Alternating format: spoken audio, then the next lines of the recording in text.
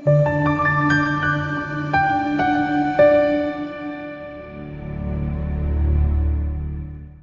kwentokozo ukukhuluma nawe kuyi-channel kama uPastor WeNingi la ukhona khona njengamanje uNkulunkulu akakulonde kubusisa.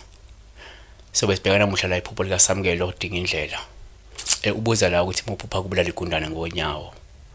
Into esingayiveza la ukuthi uMuphupha ubulala igundane lolu uphawu luhle kakhulu luvamile la ukubika noma ukukhombisa ke amandla amasu noma ke amaqhinga akho okunqoba mhlawumbe inkinga noma ke ubunzima usukubhekene nabo empilweni.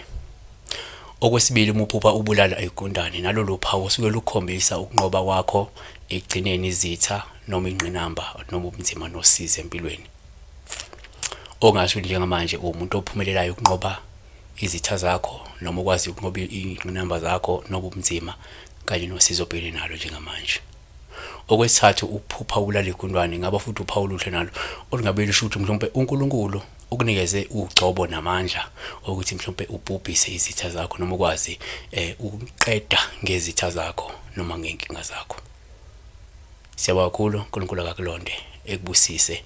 Ungakhohlwa ukulike ama-video nokuhambela nje ukuvakashela onke ama-video esike sawenza ngaphambilini nakhona kukhona ongacosha.